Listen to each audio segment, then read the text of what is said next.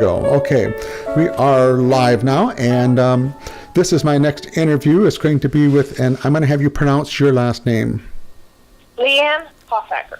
Hoffacker, okay. That's what I would have said, but I told the story yesterday of I've butchered some names bad enough that it's like, okay, I thought it was pronounced this way. So we'll I usually let the other people tell me like my last name.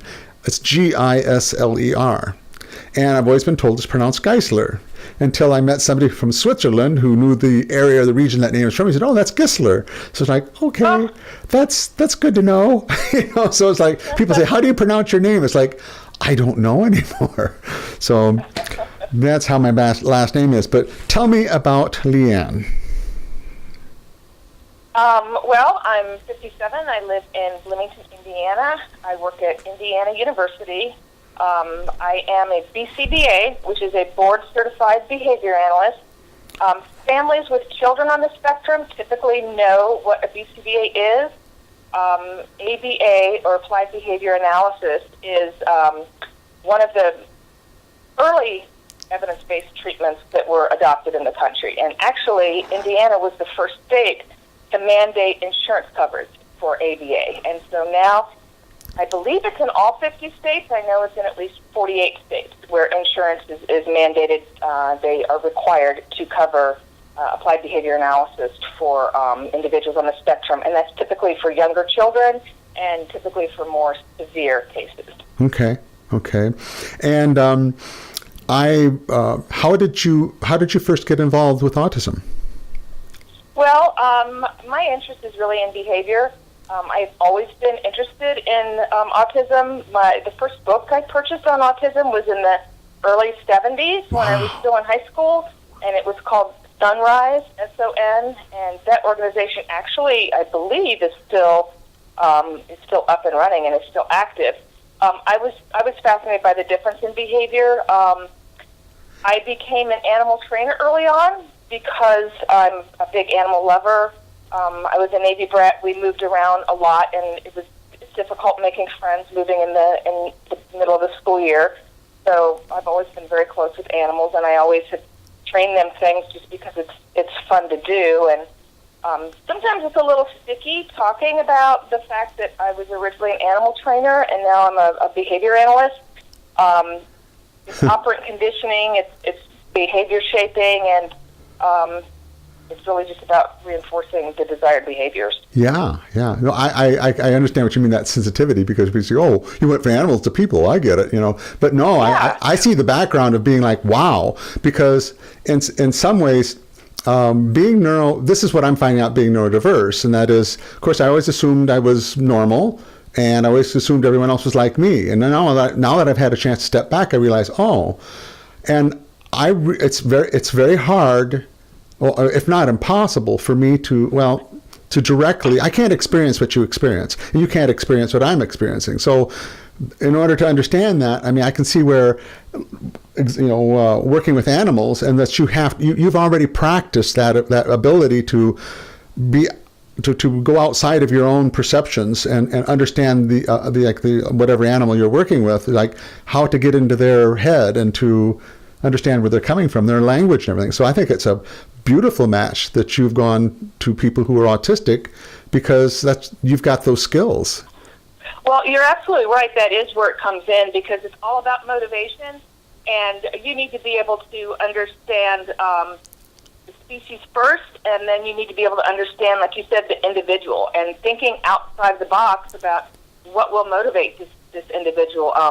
Many of the kids that I worked with were nonverbal, or what behavior analysts refer to as non-vocal, because in behavior analysis, verbal communication also includes writing with a pen or pencil, it includes signing, it includes pointing and gesturing. It's all communication, and if it's coming from your voice box, it's referred to as vocal communication. Cool. But lay people will typically say nonverbal if you're talking about a child who is mute or does not use spoken language to communicate. So a lot of individuals that I worked with were nonvocal, and so it can be very challenging to determine what their reinforcements are. And so you're absolutely right. Working with a diverse population of animal species has gave me kind of the bones so much as to look at each individual and what makes you tick. What do you want? Right. You know. Right. Well, and I mean, this is. Leigh Ann and I have. This is really the first time we've talked one-on-one like this, and I know that she's got this background in working with animals. And I saw some photos of her. I mean, with what you've worked with lions, and I mean, this isn't like, kitty cats and dogs. This is like large wild animals, correct? Yeah. I started off actually. I went to Purdue University. My major was ethology, and my bachelor's was in ethology, which is animal behavior. And at one point, I had a professor, my interspecies communications class. She actually became very famous. Her name is Dr. Irene Pepperberg. She had a African gray parrot who had a very large vocabulary. After she left Purdue, she went to Harvard. But she approached me after an interspecies communication class she was leading, and she said that a colleague of hers in California was looking for somebody for a research project that could run ethograms. So an ethogram is shorthand language for species-specific behaviors. So, for example, I had worked at Wolf Park in Battleground up in Indiana, and I worked there during the breeding season. It's 24 hours, so I was a newbie. I had like the 2 a.m. to 4 a.m. Shift. And so what you do is you watch and you verbally record everything that's happening, and it has to be very objective. There's no words like angry, mad, scared. It's lateral display, shoulder, and it's all, shorthand. So that after you get off of your shift for your 2 hours, then you decode that into writing, because, didn't have computers back then, but you decode the shorthand that you were using to record what was happening into actual hard data. So that's running an ethogram. And so she was looking for somebody that had experience running ethograms for a dolphin communication project that she was working on. And so she said that she wanted to refer me. It was out in California. I'm in Indiana. I thought, sure, I would love to go to California for the summer and work with dolphins, but I need to be able to, pay my bills. Yeah. And I had worked at the Indianapolis Museum, and I had trained some birds just after work. I was actually I was in the PR department there, and so I narrated train ride, narrated elephant shows, that kind of thing. So the training I did was on my own time after work because I just enjoyed doing it, and so I trained a cockatoo, a toucan, and a red-tailed hawk. So I had some animal training experience. She was working at Marine World Africa, USA. So she said she got me a job on probation at the bird department after I spoke with them, and so I was on a 30-day probation. If I couldn't train the birds and if I couldn't do the shows, then I wouldn't be able to keep the job. So that's how I went out there, and I started working at Marine World Africa, USA, and I worked for 6 months in their bird department, and then I was offered a position in their ecology theater department. So that's when I started working with mostly tiger cubs, because they provided a lot of big cats for Hollywood's show, and they had Tiger Island, and tigers are one of the easier animals to work with since they're big cats that are not considered prey in their own world. They're not real jumpy or nervous, and since they don't have a social hierarchy like lions, there's not a lot of competition for dominance. Wow. So I worked with tigers, I worked with lions, I worked a little bit with elephants because my boyfriend out there was an elephant trainer. I worked with snakes, I worked with opossums, I worked with binturongs, a real long list of animals that I worked with. And I continued to take classes out there at the community college that would transfer back to Purdue. So I just took things like Spanish and basic classes. I kept in touch with my guidance counselor to make sure that the credits would transfer. So I stayed out there for 2 years, and then the park closed to move up to Napa Valley. And so they were in Redwood City, just south of San Francisco, and they were going to move north of San Francisco. So the park was going to be closed for a couple of years. So I came back to Indiana to finish my degree, and then I started working as a dolphin trainer. So I worked with dolphins and sea lions for a couple of years, walrus for a couple of years. Then I worked at a park in Arizona, back with big cats again for a while. And then I trained assistance dogs for people with disabilities for about 10 years. Really? When I settled down and was out of the exotic animal industry, yeah. So I trained signal dogs for people with hearing deficits and physical assistance dogs, opening doors, getting something out of the refrigerator, medication, turning things on, pulling wheelchairs, all those kinds of things. I worked in the tri-state area of Indiana, Ohio, and Kentucky. I was the regional coordinator for Paws with a Cause, which at the time, and maybe still, was the largest provider of assistance dogs in the country. Wow. So that's the kind of broad brush of my animal background. Have you done any training of assistance dogs for autistic? I have not, and I really wanted to. Oh. And when I was back with that organization, I broached the subject and I talked to them about it. At the time, it was not something that was being done yet. So I finished my workup with them. Worked with them for about 10 years, off and on, because I left when I was working, with some exotic animals again. Mm-hmm. And I came back to them. So I think I left them in, it would have been 97 maybe, was the last time I worked with them. No, it was a little bit later than that. Okay. It was probably late 90s, early 2000s. And so with the autistic dogs, that was just getting started. I bet. They do train dogs for autism now, so I kind of missed that boat. I did actually work for the gal whose name that I shared with you that's also at Indiana University. Her mother reached out to me, and I was working on training an assistance dog for her, but it was a puppy, and they had gotten it from the East Coast from a breeder. It was a nice dog, but really not mature enough to to learn some of the more complicated things, but we were doing okay.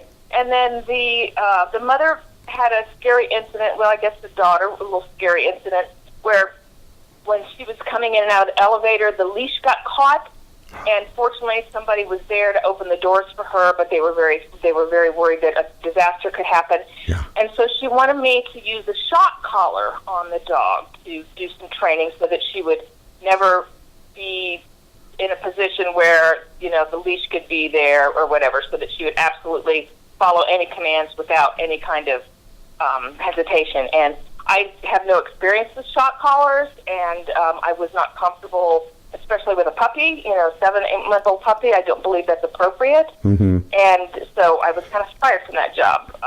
The girl does still have the dog. The dog's 10, 11 years old now. She told me they ended up firing that trainer that did put the shock collar on the dog because that was a hot mess and wasn't a good thing. So that was my only foray into training dogs for people on the spectrum. But I will say I've always kind of had this hope that my two careers will merge in the future, and I would love to be able to combine the two of them, and maybe that means working with individuals on the spectrum, teaching them animal handling skills, grooming, dog training, horses, maybe something along those lines. I think would be my dream come true if I could merge the two. Well, I mean, this is a real tangent, but we're not that far apart, and if we could ever get our heads together, I used to train dogs for the blind and deafblind for about 4 years. I remember that. Yeah, yes, I remember. I saw that. Yeah. And I cower in the shadow of your experience. It's like I kind of did this, and I would love to have learned. I would love to have had you as a mentor and teacher. I mean, I know I would have learned so much more than what I did. But if ever, I don't know, I'm fascinated by the guide dog training in industry, and you would have to train me how to do that. I think that's absolutely amazing, very impressive. I think they could. I think we could learn from each other, definitely. But there you go. What I was going to say is that if ever, I don't know how possible this would be. Maybe the basics, because I'm talking with, I know a woman right now who is 23 or 24 who really needs a service dog, and she's autistic. And and she's in Wichita, Kansas, and so there's no way I could do anything other than remotely. I mean, and even then, it's like I wouldn't really know where to start to try to do something like that. But if we could ever get some sort of a program to where some sort of basics, because I think I don't know if a person can train their own dog, how successfully. I know when we worked with the blind and deafblind, that basically you got the dog to do very general understanding of what they're supposed to do. And then once they were paired with their, whatever you want to call them, with their person, their what? With their guardian? With their guardian. I love that. Yes, with their guardian. That is where they learned the specifics of what they needed to know as skills. And it was amazing what dogs would pick up. And we had one guy that was so unstable balance-wise that he would literally not know it until he was 4 or 5 feet off track that he was going to the right or left. And that dog learned to lean the other way and keep him on track without ever being taught. And it was just sort of like, because the guy would go off balance and he'd be dragging the dog. So maybe it was sort of a natural tendency, like, hey, guy, you're dragging me, so I'm pulling you back this way. But to watch them after like a year or so of working together, that dog had taught, and they were a team. They knew exactly. Absolutely. And it was just. Absolutely. So that's what makes me wonder if there was like a basic course you could do on video for people who wanted to. Of course, I know it's more complicated than that. It's all the puppy training phase of the dogs that we trained was this 1 year. We had specific people that we'd give dogs to and the people were trained to sensitize the dogs and to orient them to all these different conditions so that when they were more mature, they weren't afraid of noises, they weren't afraid of strangers, they didn't chase squirrels, or hopefully didn't chase, all that whole thing. So there's that whole side of it too, of getting a dog ready to even be trained. But it'd be fascinating to work with you if we ever could come up with some sort of program. I've got the camera, I've got the equipment, we might be able to do some sort of remote video. Absolutely. I think that would be amazing. And, it's a couple things really strike me about that line of thought. One, I've seen the exact same thing in the service dog industry where the dogs will pick up on things that are specific to their handlers.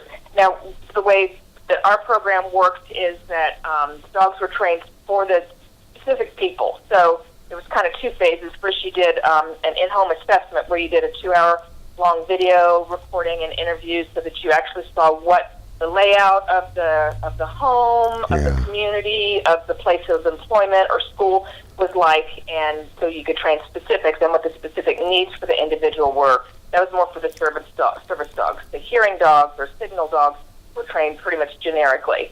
But for the service dogs, so they would go through, the male started at 2 years and the female started at 18 months, and they would go through all their basic obedience training. So much of what you were mentioning is very basics, very specifics, very basic things that they all needed to know. And then they were trained specific things for their handlers. Mm-hmm. So there is a large portion of that could be generalized to the community. The other thing that I think about when I hear what you say, I'm helping my daughter fill out grad school applications right now because she's getting ready to go into get her PhD in clinical psychology, and she's looking at a variety of programs.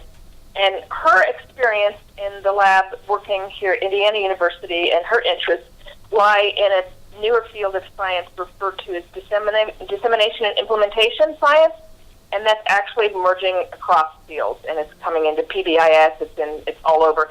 And basically what it does is it breaks down whatever practices or training or interventions into chunks that can be used more easily and accessible more easily to lay people, so that you don't have to have a professional doing everything. Mm-hmm. And so this kind of fits into that too. And, how would you break that down so that you could do something that was easy for individuals to watch on a video?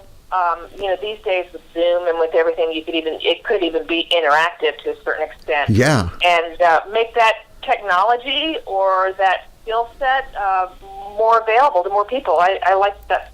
I like that idea. Oh, and you're right. This one thing that's not used enough now is that the fact that just about everybody has a smartphone and has video conferencing capabilities. I mean, I was thinking of things even like maintenance. You could have a person say, okay, what's wrong? Well, show me. Okay, yeah, my water heater's doing this. Okay, well, you need to take that valve off. And I mean, you could guide a person that had, you know what I'm saying? And just what it can be done everywhere. And we're just at man's minds have not caught up with the technology that they could use yet, Yep. I agree.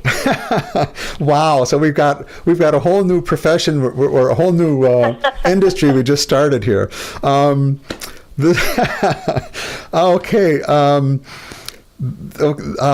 Let's go back into once you went from animal training then into autism. You said it sort of started with reading books, and so you had an interest there already from an early age. But when did it actually start, and where did it go from there? So where it actually started, I was a single parent with a school-aged child, and I really needed to be able to have a job that worked on her schedule. I was very lucky in that when I was doing the dog training when she was young, I just took her with me. And she was always great. I just put her in the backpack, and I set her up with crayons wherever we went or whatever, and she was amazing. So I was in a position where I needed a job that matched her school schedule for, holidays and vacations and all that other kind of thing, and to be able to be right here in town to pick her up and take her to school, because we live way out in the country. And she actually went to school in Montessori, which was in another county. So, I had to be free to commute and take her there. So I ended up working as a paraprofessional in a community-based classroom in the local school system in Bloomington, Indiana, and it was Monroe County Community School Corporation. I worked as a substitute teacher for about a year while I was kind of feeling out what would be a good fit for me. I am not a certified teacher. Teacher certification is pretty lengthy and complicated in Indiana. They don't make it easy for professionals even to become teachers in their own area of expertise. But what I did, I was looking for the highest paying job I could get as a non-certified staff member, and it was working with the more severe cases of autism, cognitive behavioral deficits, a variety of challenges where children were not able to spend as much time in the general education setting and needed a lot of support. So there was a high number of staff to student ratio. Mm-hmm. And so I started working with young kids, and I was really inspired by this young man I worked with. I still am in close contact with him and with his family, who's actually, I started working with him when he was 5 years old. He's a senior now. He's graduating this year. At that time, you're in what's referred to as a community-based classroom. Some schools call it life skills, where you are teaching academics, you're teaching language, you're teaching whatever the individual needs. But as you get older, as the kids get older, once you get into high school, children that are in that classroom are there because they are likely never going to get a high school degree. And as many of you know, symptoms on the spectrum when you're very young can be quite severe. I mean, the communication barrier, the sensory issues can make it very challenging for a child to go from a home environment to a school setting. And, he had a lot of very challenging behaviors. He crawled around the ground and screamed and cried and hid under the table and talked very, very low in a whisper. It was very difficult to hear him. And I worked with him for 3 years, kindergarten, first grade, second grade. And by the time he was in second grade, really fading back those supports. By the time he was in second grade, he was in a general education setting full-time. He was starting his day and ending his day there. And I was moving about the room with all the appearances of a general education aide. So I wasn't, attached to him because I didn't, the goal is to build independence. Good. And not for him to require a high level of prompting and support. So by the time he was ready for third grade, he was ready to go into the general education setting. And it was just it was really an amazing experience for me. Oh. So when I first started out, actually, I was talking to my teacher, and I, explained to them, well, they were aware of my background with animal training, and it became clear to me very quickly that we use the exact same tools and the exact same skills.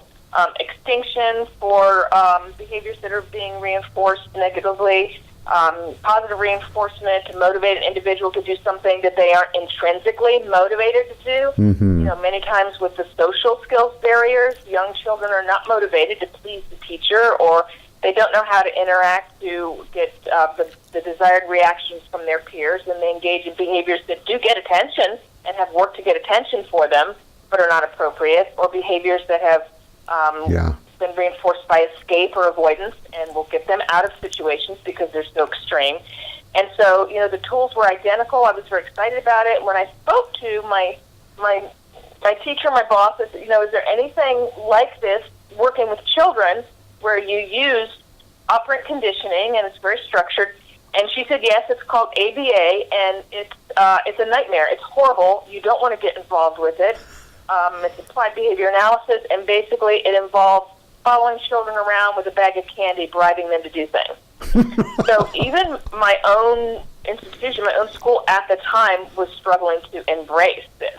Wow. So after 3 years there, I left to go to grad school, and I actually went to grad school. I have a certificate in autism, and I have my master's degree is in applied behavior analysis.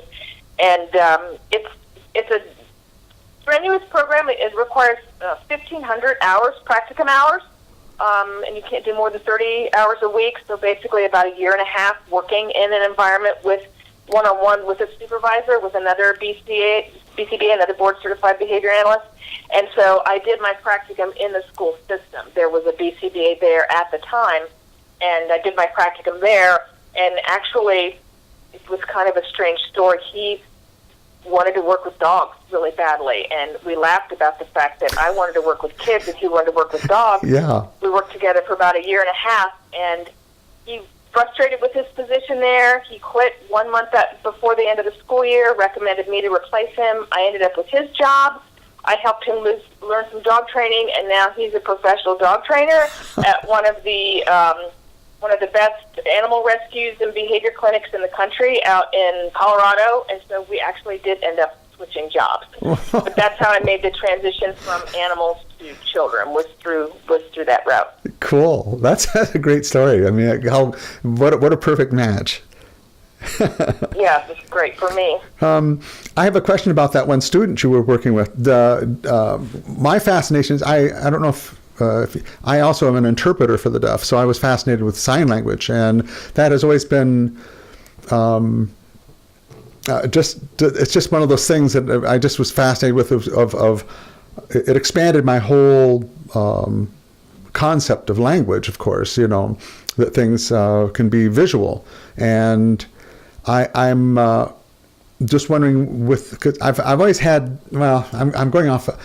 My trouble is I go off on tangents. I joke about it because I'll just go bing off on this direction, and who knows where we'll end up. So I'm trying to keep it to one area here. But I'm fascinated with the whole. I don't know much about it, but the whole why kids are nonverbal, and the more I'm around other people and understand the whole sensory overload, and I've got that to a mild degree, but now I'm talking about people who live in the cold climates of Canada that will not wear a winter jacket because they cannot stand the touching on their shoulders and chest and everything. So so it's like, these are real oversensory problems. And but anyway, there's a tangent for you. But back to the communication, was that I'm just looking at these kids and I'm thinking, okay, at some point it seems like, my theory is all children from birth to a certain age, they're all struggling with trying to control senses and trying to make sense of everything. And there's some sort of a fork there in the road for some reason where, and I think it may be the oversensory stimulation, but we've got kids that then are trying to deal with, we've got them on a neurotypical path that says, okay, by this age, they should be ready to do this, when they're not, as a neurodiverse. And what they might be struggling with, we see it come out in things like being nonverbal, because they're maybe not at that point where they can make sense, or they can, I just know personally that there's so much information coming in. I can just see where it's like, okay, I'm not ready to do what do these sounds coming out of your mouth mean? I'm still trying to make sense of what my body and my place in space and all these kind of issues.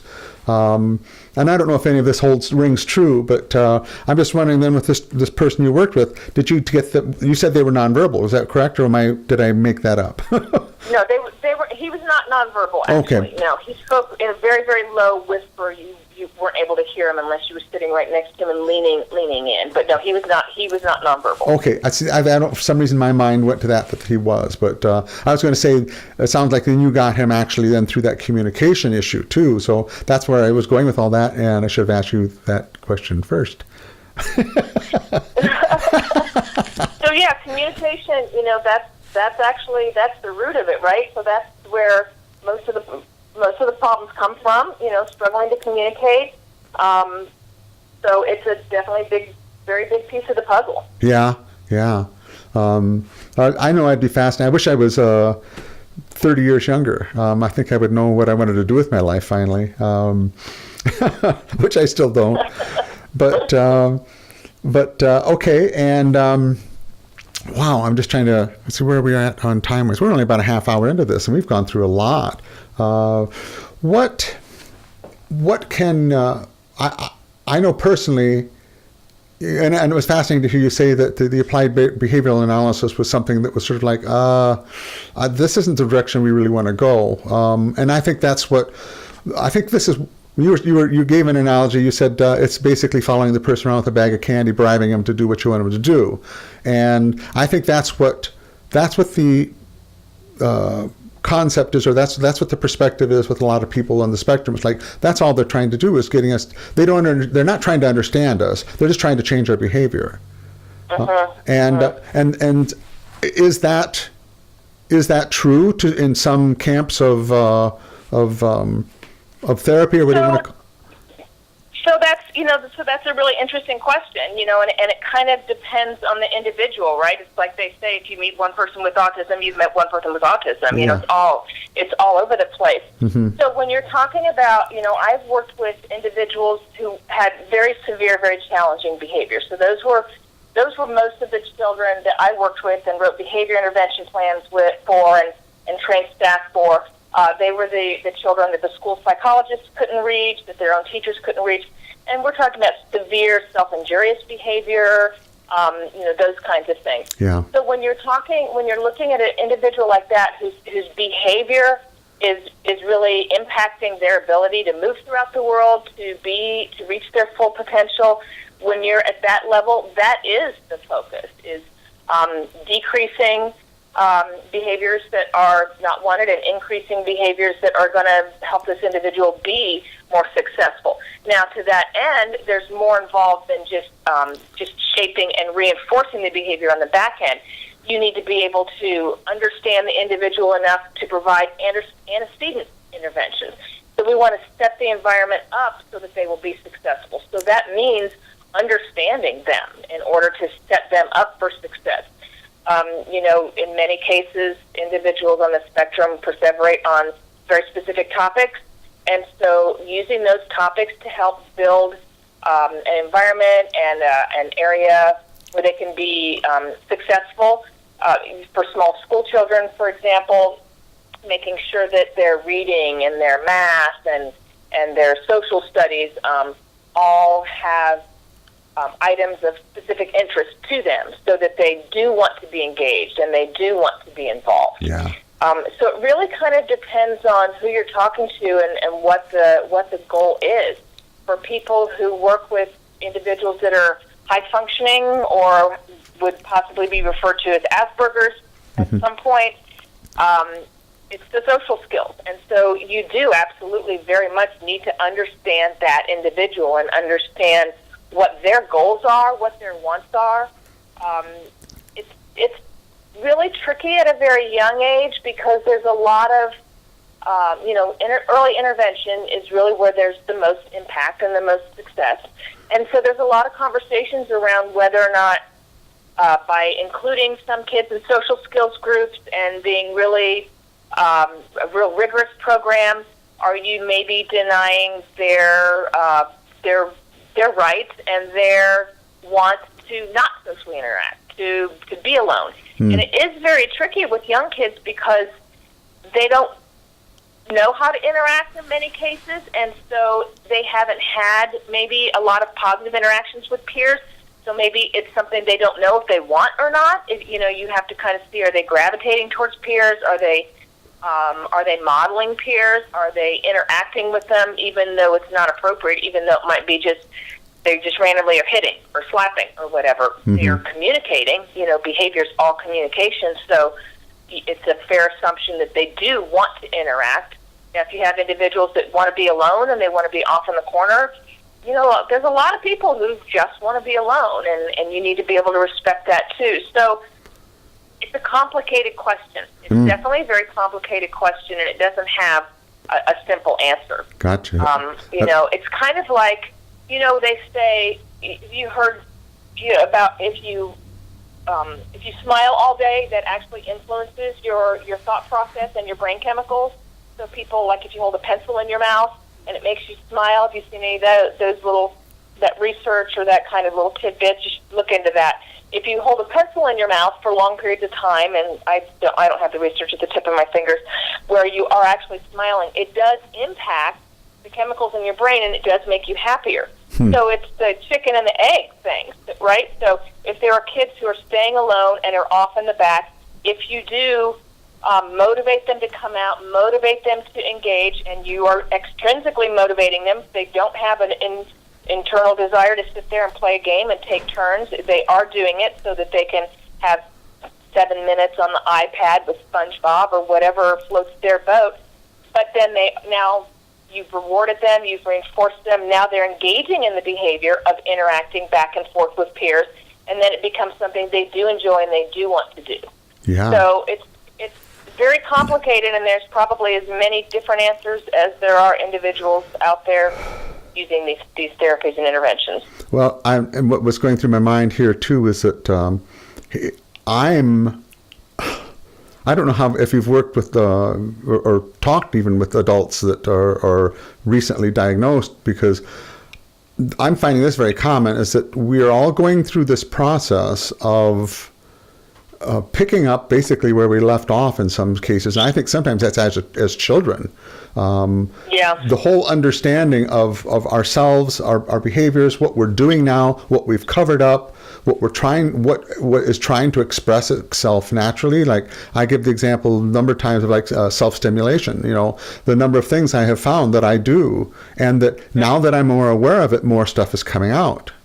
And so it is the most fascinating. I mean, it's almost sometimes frightening, because I'm sort of just letting this process happen, and there's no real guidance, there's no real help for any of us to go through this. So we kind of depend on each other and just talk about it. And that's kind of where it's sort of, I guess, what motivated me to do these interviews, was that I think it helps all of us on the spectrum to hear other people's stories, to realize, oh, I'm not alone, or I do that too, or I didn't know that was called, or I didn't know that was even part of the autistic spectrum that people did this. And so it's, I'm hearing you talk about what do you do with kids, and I'm thinking, well, do you know what you're supposed to do with adults? Because some of these same questions I've got about myself, and I know other people have had about themselves. Yeah, absolutely. And so I find that extremely interesting. The only adults that I have worked with have been adults with severe challenging behavior. So I have not worked with individuals, like we're discussing right now. I do have some friends. I have come across people who it was very clear to me that is what was at the root of their challenges, but they were completely oblivious to it. Yeah. And, I kind of struggle with, would it be appropriate for me to even hint or mention? And I never have. I had decided it's not appropriate for me to even hint or mention. But it is a challenge because, when I see individuals that I care very much for struggling with things that could be explained away, not explained away, but could better be understood if they had a clear idea of why they were experiencing these challenges, and then maybe just gave them access to more tools and more ideas of what might help them. Well, yeah. It's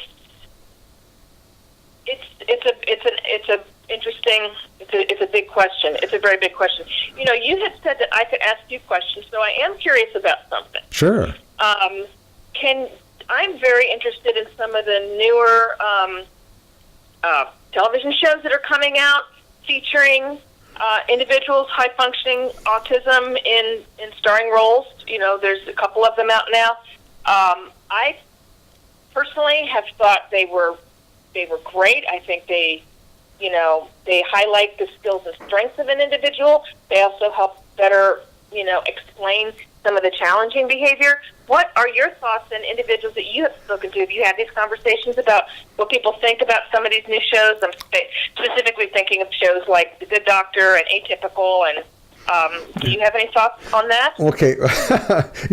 Yes, but they're very limited because I have not owned a television since 2003.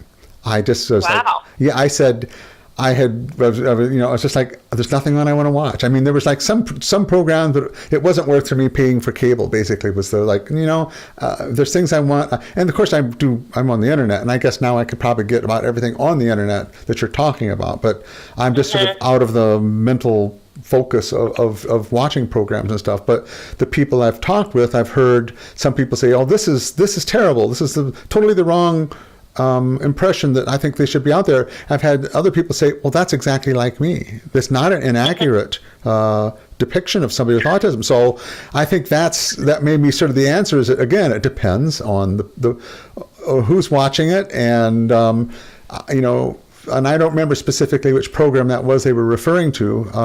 It was one called, like you said, there was a Good Doctor or something. Yeah, but that was the one I think they were referring to, and that was... And the one person said, yeah, well, that's, she went through a list of these of things that he was showing us traits or whatever, and said, that's me yes, exactly like me. And the other guy that she was commenting about said, that's nothing like me, So it was like, yeah. Oh. So but I think in general, I think I think any exposure that's accurate is what the general public needs to see, and that is because just like what we're talking about, it all depends. I mean, there's any and every possibility out there. So if you have a question, there's a part or a section of the internet that's called Quora, Quora, I think it's pronounced, and it's basically people just they post questions, and there's a whole section of questions on autism, and I've been actively now answering because some of them I find fascinating, but it's usually like, do autistic people do this? And I always start off by saying, oh, wait a second. Now, not everybody's, you can't be that general. And I figure if no other service I can perform it to say, okay, you gotta remember that this is a spectrum, and that when you say, does everybody autistic do this, you automatically can say no. But do some? Yeah. And so that's what I see as a real need out in the general public, and even within the autistic community. It's easy to say, I can just say from my own experience, I started to suspect, the first time I suspected that autism had any possibility of being in my life was a coworker who had a son who was autistic, and she would talk about what they were doing for interventions and what his traits were, and there was this deep core of connection that was beyond, sort of like, wow, this is actually, it made me feel a certain way more than it was something intellectual. I'm going, yes, that's something I do. And so I even talked with her one day. I said, is it possible that, and then the more we talked, I was like, no, I'm not like him. So therefore I can't have Asperger's. So I dropped it. That was like 4 years ago. And when I started having real problems at work, that finally said, look, there's something, this is not just a communication issue. This is a problem that you have with communication. And that's when I flashed back to what my coworker was saying about Asperger's. That's when I first checked in on it. It was like a revelation, amazing. Mm-hmm. Yeah, it is. Just, that's another. And what is fascinating to me is the... When I first discovered this, when a lady that I started corresponding with in Canada, She has two sons that are on the spectrum. One son that was severe, violent behavior. I mean, they were up 24 hours a day in 4-hour shifts watching him for I forget how many years. And that's another whole story, but befriended her, and so she was 39, and she had been talking with parents about her sons and about their children, and just and giving her, I guess, advice and guidance or whatever. And she one day started to realize that all this advice, like when they'd ask her a question, she was going back on her own experiences and going like, wait a second. And then it just hit her like, oh my gosh. And then she started looking into it. And this is the person I was talking about that has, I call, relative to me, very severe traits of sensory. She has a fascinating case of synesthesia. She can listen to music. As a matter of fact, she has to limit how much music she can listen to, because it becomes, she like gets lost. It's almost like a hallucination for her to listen to music, because all her senses kick in. She sees, she smells, she touches, she tastes, she hears, and this is like classical music without words. Her mind takes her to a place where she experiences this story, and every time she listens to it, it's the same story, but it gets more elaborate as she listens to it. And she's written down a few times what these stories are, and I mean, they're just like, they're amazing. And and she didn't know. She actually, I remember the day she actually says, when you listen to music, do you see pictures? Which, I mean, it's like, if I ask you that, you go, yeah, I guess sort of, it kind of takes you places. Well, not like what she's going through. And she's just discovered this. And she's lived this all of her life. And this is what's fascinating to me, is that how we can live in these little bubbles of such different realities and not know that they're different. Yeah, absolutely. Oh, so I'm learning my bubble still. It's funny. Oh, and like my sister, I suspect my sister might be on the spectrum. You were talking, I wrote this down, you were saying you didn't know whether to bring this up to people that you highly suspect are on the spectrum. And I brought it up to my sister because she's been dealing with, she met at a counselor with more like social issues and things. And I gave her a reference to a YouTube video that's about female traits of Asperger's. And it just goes through a series of still pictures and a list.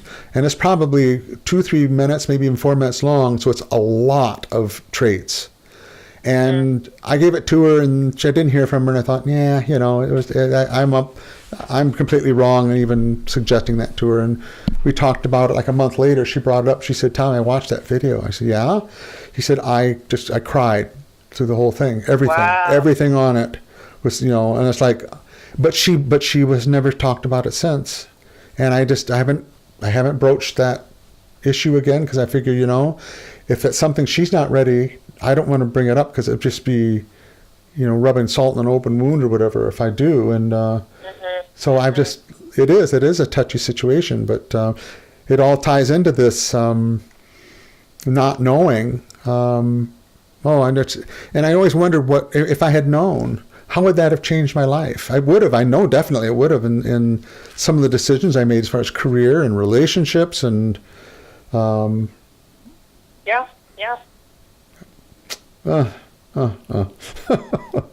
So here I am. Well, so that's a whole fascinating another area. Yeah. But let's see. We've covered a lot. We were actually 48 minutes in. This is something I like to sort of end up, and I'm not saying we have to end up now, but if there was, in what you have learned, like I say, my whole point not that what we haven't talked with, this was a really great interview. I think people will get a tremendous amount of information from this, but if there was any words of wisdom or something that you were going to, leave this conversation with, that both to the neurotypical and to the neurodiverse populations, in your experience, or it's like, what would you wish them to know, or what do you think is important for them to know, etc.? So I guess I would say for neurodiverse, I would say, embrace your strengths. I mean, the skills and the abilities of so many people that I have met and interacted with on the spectrum are just astounding. Some of our most brilliant artists and musicians and businessmen and entrepreneurs, are likely have been on the spectrum, and embrace your gifts and embrace your differences, because you bring so much to this world. Yeah. I would say don't hesitate to seek help. It's easier and easier, like you said, now to find it online, to find communities online where you don't have to physically drive to a brick and mortar building and walk in and sit and talk to somebody and get some skills and tools.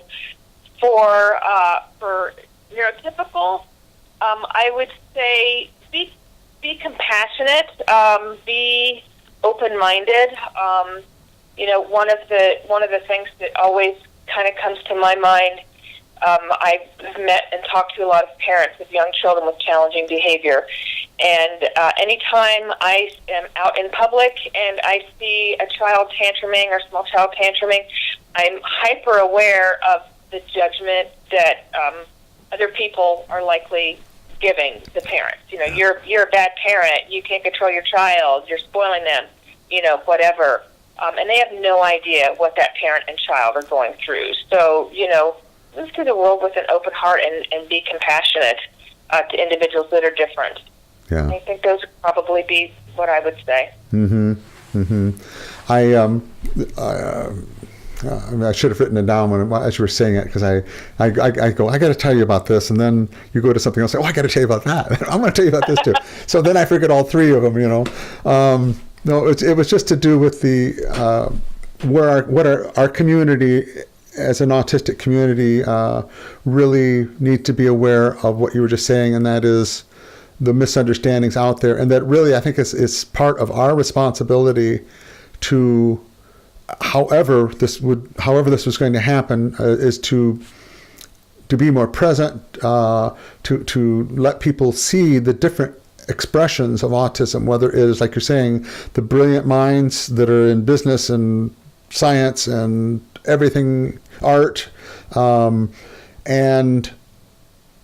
that's like this, if you might be interested in some of these interviews. I did some fascinating interviews just yesterday, and to see different people on the spectrum and what their life experience has been, and it's just a really neat insight into what it's been like for them to grow up autistic, and this is what we need to get out in the community. And is we tend to be like, I don't like to speak for everyone, but the people I know, we tend to be just as happy in our own little worlds, and and I'm not a real social person, and I don't know how much of that is autism or just my natural tendencies or whatever, but I'm happy. As a matter of fact, I'm too happy just being in my little shell here at home. I'm trying to get out of this little shell, but so I'm just as guilty of this too. But needing to get out and to tell people this is what it is.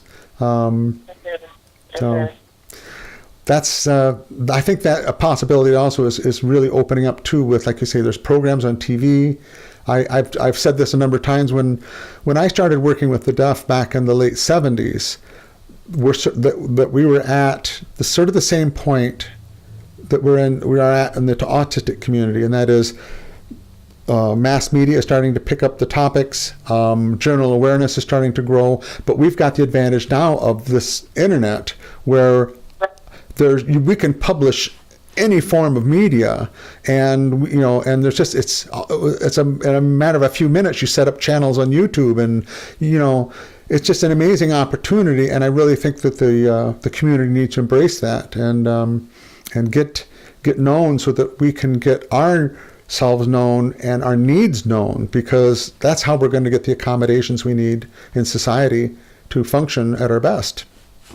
Yes, and I think along those same lines, I think it's really, really important for people to be advocates of themselves.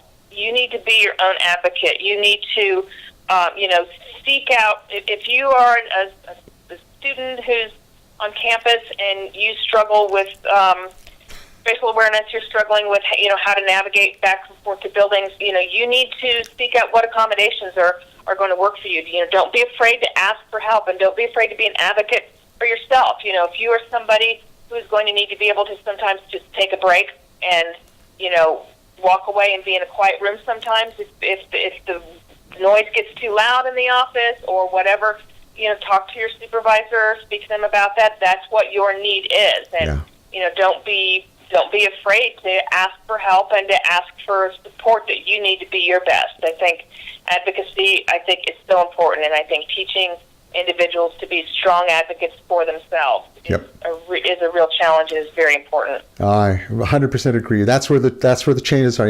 It's fine that all these organizations want to do this autism awareness, but it boils down to that we have to develop our own awareness, but also we have to, like you say, we have to be our own advocates. Perfect. Yes. Absolutely.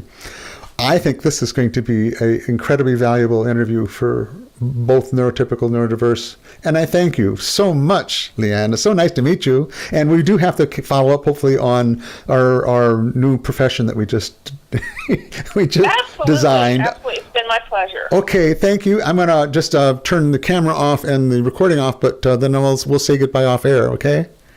Sure. Okay, thank you, everyone, for watching. And thank you again, Leigh Ann.